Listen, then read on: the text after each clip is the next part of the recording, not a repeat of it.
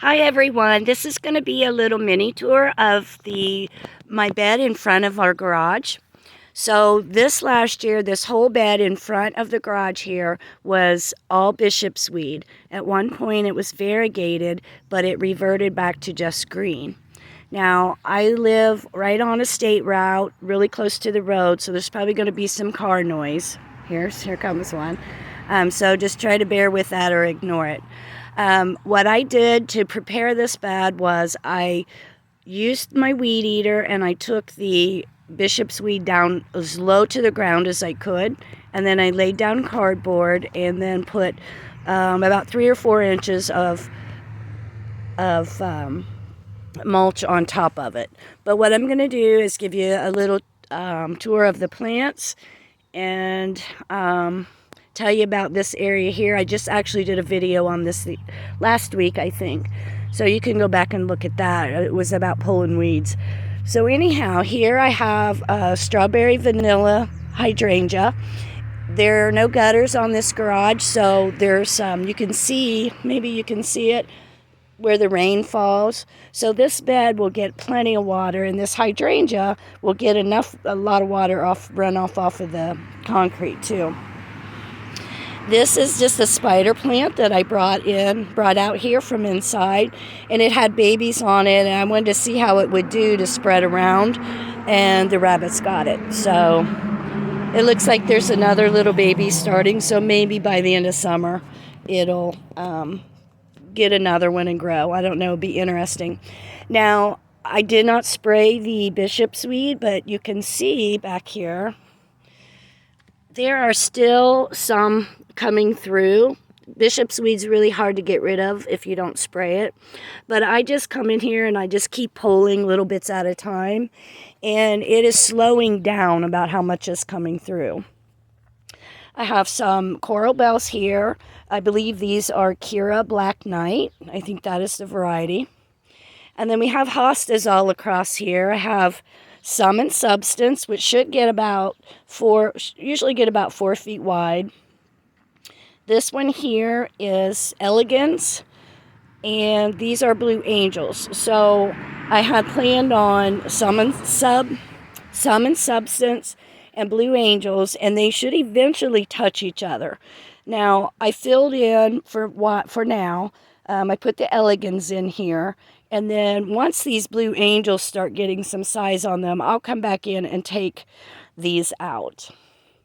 The rocks that I made the pathway with, I just put an in search of stones out on a Facebook group, a local Facebook group, and I live in a rural area, so I know a lot of farmers have rock piles, and that is where I end up getting all the stones. So let's walk through a little more. We have more coral bells here in just a green, and then some with red right here. I got these on clearance at Walmart for like $1.37, something weird like that. And you can see that they are really starting to show some growth. So they've only been in here about a month. So they're a little happier here. We have Miss Linda Smith Hostas in here. 1, 2, 3, 4, 5. There's 5 of them. So you see in here, it looks weedy. There is a lot of wild violets growing in here, and I'm still on the fence if I want to let those grow. I'm letting them grow on the other side, like over here.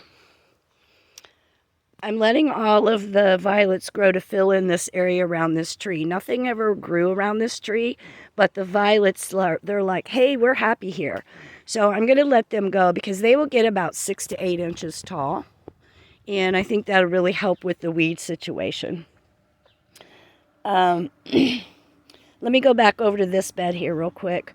So we also have a Francee hosta here. There were 3. One of them absolutely did not make it. There's another one that's about an inch. It's only about this big, hiding in there.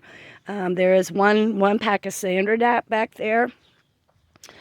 Then we come around here. Oh, this is a Forsythia. and I trimmed it up to try to get a little bit more light underneath. This area faces east. This is the east side of the building, but it doesn't really matter because the tree that is here, this humongous maple tree, this is full shade all the time. I do have a Rozanne geranium back here and a couple of rose salvias. There's a plant back here. I don't remember what it is. I just put that in here.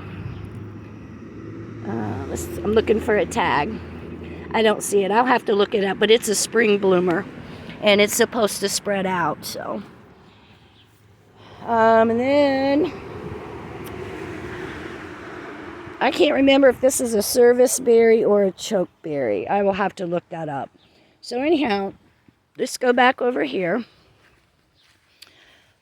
The fountain right here, the bowl on it leaks.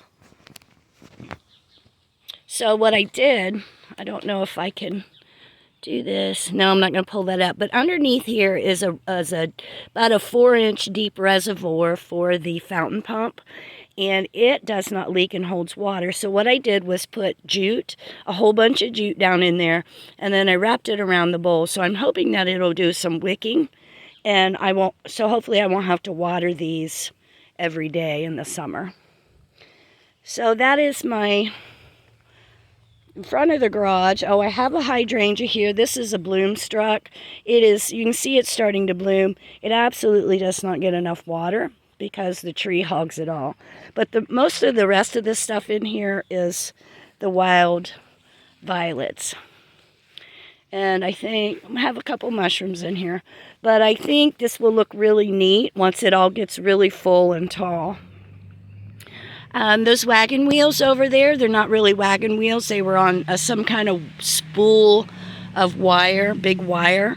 Those are going to be the wheels for my flower cart. So at some point this summer, my husband will make that for me, and those will be the sides of it. So hopefully I'll be able to get some video of that for him. But anyhow, I hope you enjoyed this little tiny mini tour, and thank you so much for watching. Bye-bye.